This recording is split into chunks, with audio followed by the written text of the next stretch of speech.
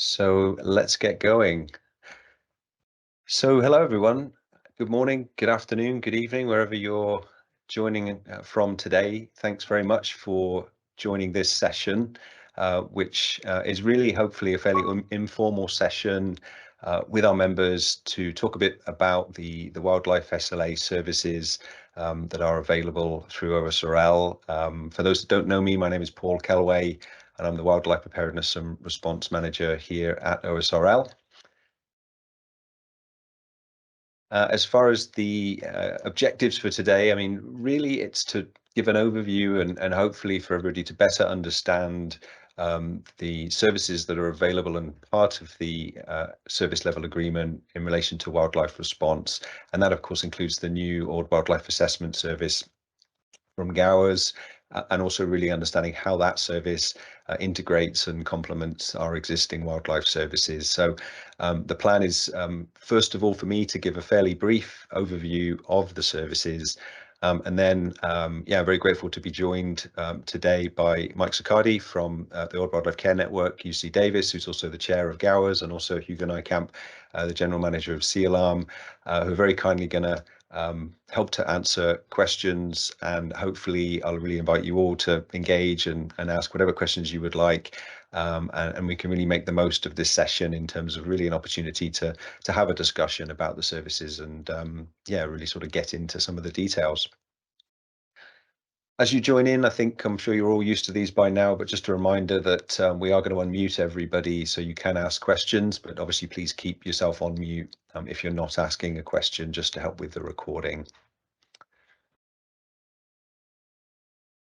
So just to begin with, what are the wildlife services that are included in the service level agreement, or SLA, or OSRL? So essentially in total, there are three elements to those services. The first is continued access to technical advice from Sea Alarm. So that's two technical advisors from Sea Alarm with the option to mobilize one of those advisors on site.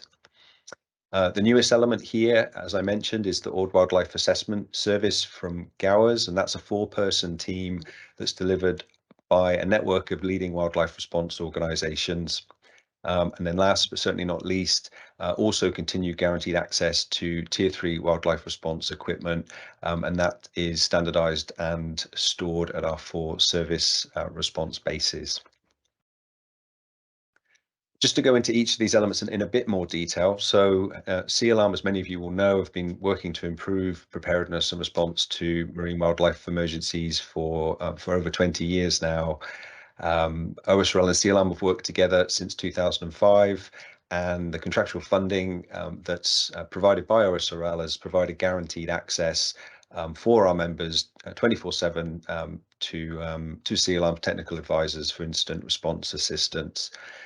That funding, as well as providing that assistance, has also enabled Sea Alarm to further its mission, which has really benefited wildlife preparedness as a whole. So a lot of things have been achieved over the years in terms of capacity building, network development, good practice guidance. And one of the fruits of those efforts was the industry-funded Global Wildlife Response System, or GOWRS project. That project now being a new live service. In terms of Sea Alarm's technical advisory service in an incident, so this can be in the form of remote advice to the client, or it could involve the mobilization of a technical advisor on site with that second technical advisor providing remote assistance and continued support. And their focus is very much on the strategic and tactical advice that they would be offering to the IMT in that incident. And certainly in this early phase of a response, really assisting and supporting the development of the wildlife aspect of the incident action plan. So very much, that focus on really helping to get a response going in those, certainly in those critical early days. Very much complementing that, the Gowers Wildlife Assessment Service is a ready-to-deploy four-person team, and that's delivered by a network of leading wildlife response organizations. And it's a four-person team that would deploy initially for 4 days to provide on-the-ground technical assessment of the incident, assessing wildlife response needs, the capabilities of local responders, etc. And that team and that assessment will essentially inform the client on the feasibility of a full-scale response, and also the GAWA's expertise that would be available to deliver that response. GAWAS is provided collaboratively by a network of organizations. That network consists of International Bird Rescue from the US, ProBird from Germany, WildBase at Massey University in New Zealand, SANCOB in South Africa, the Old Wildlife Care Network from California in the US, the Wildlife Rescue Centre of Ostend in Belgium, IUCA, based in Brazil, Tri-State Bird Rescue and Research, also in the US, the RSPCA in the UK, and Focus Wildlife in the US and Canada. And essentially that team, that 4-person team, would always consist of 4 critical roles that the network of organizations would collectively fill. And so that team would consist of a wildlife operations and planning specialist who's really looking at the command structure and supporting the fortification of that. A field and capture specialist who's really looking at the spill site dynamics, species impacted, the importance of reconnaissance, challenges with capture, and other requirements. Rehabilitation and facility specialist who'd be really looking at that local capacity, how to support that, facility needs, etc.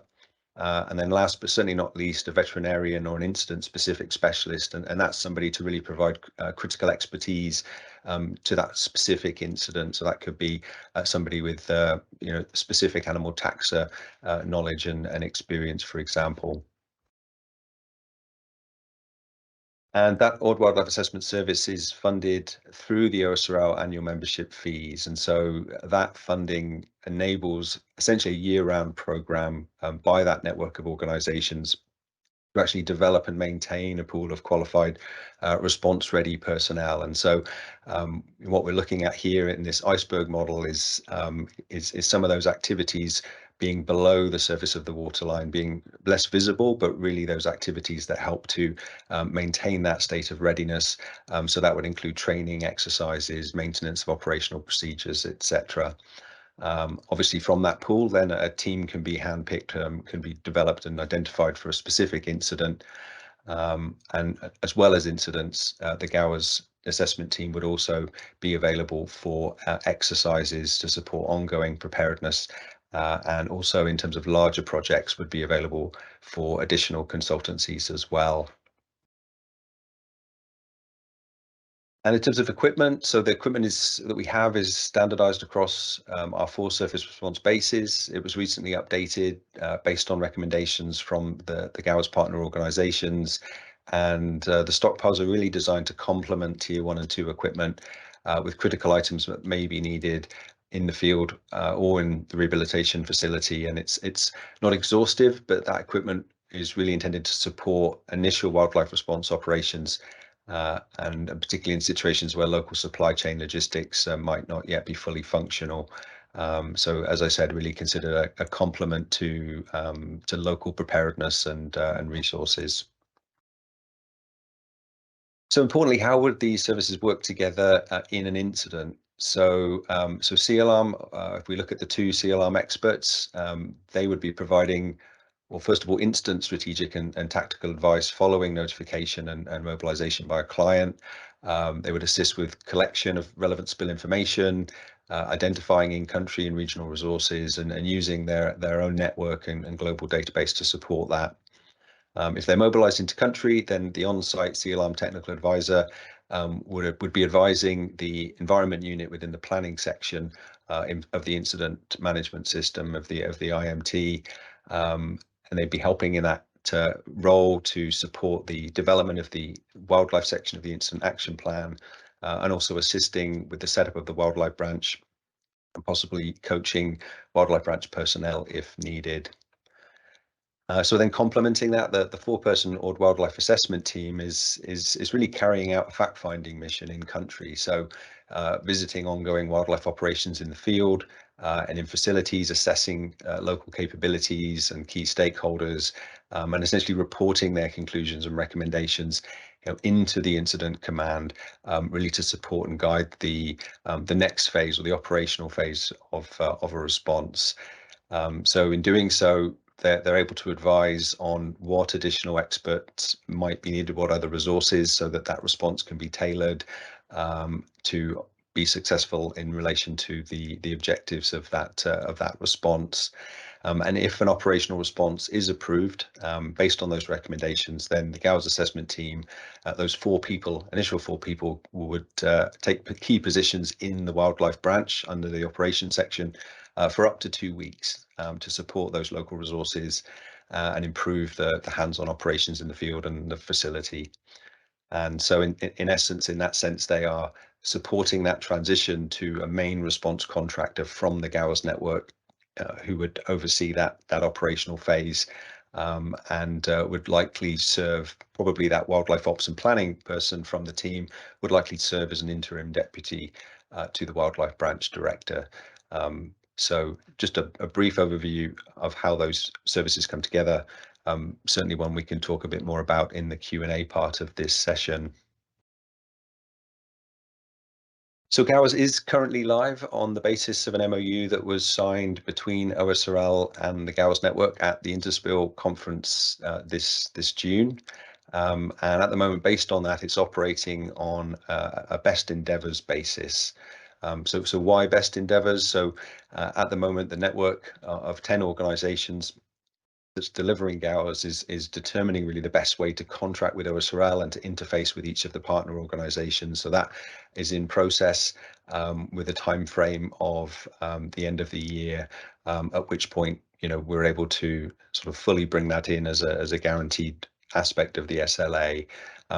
Really what that means in practice is I think the network will do everything they can to mount an assessment team if requested, but there may just be some limitations in terms of mobilization based on that contracting status. So I think it's just important to just give that update in terms of the current status of where we are. In terms of notification and mobilization, so all of these services are fully integrated into OSRL's notification and mobilization procedures. So members would request and mobilize these via the OSRL duty manager through the usual numbers. And the travel into country would actually be coordinated and organized by the OSRL duty team as well. And just a reminder that there would be a day rate charge from day one for both Sea Alarm Technical Advisor and the GAOS assessment team as well.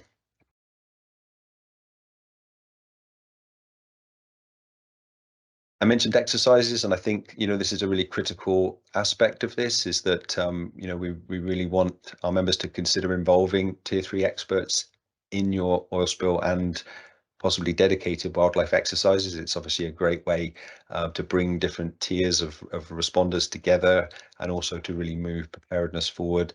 From a GAOS perspective, again, just to clarify their availability. So we do have an agreement in the context of the service level agreement contract for the GAOS assessment team to be available for participation virtually in exercises without any additional charge up to 36 days annually.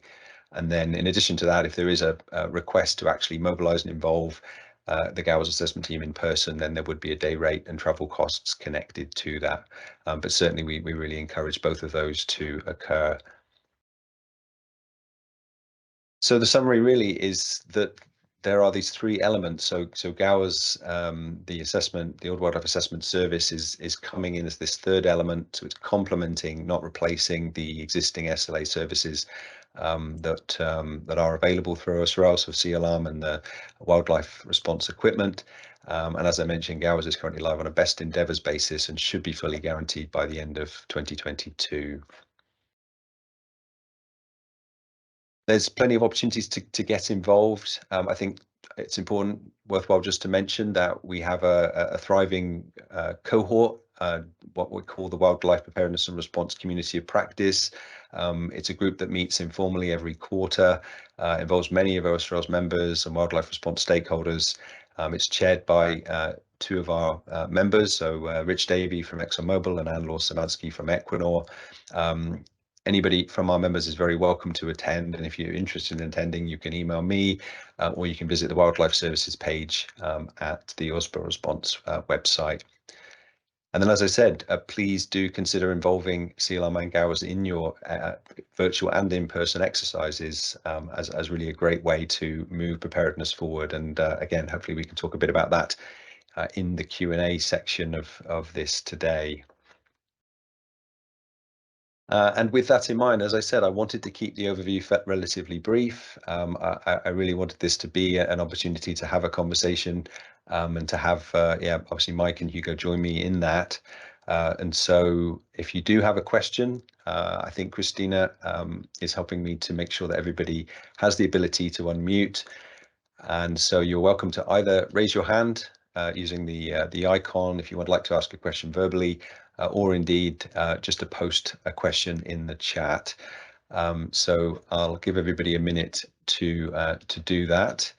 And while I'm doing that, maybe Mike, I can just throw a starting question your way, which is maybe just to ask you just to talk a bit more really about why an assessment team. So when and why is this an important bridge into operational response, particularly when it comes to wildlife response?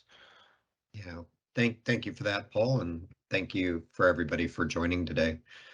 As far as an assessment, one of the important elements to trying to determine the best way to move forward for a wildlife response is to determine the realities on the ground as far as the ability to mount one.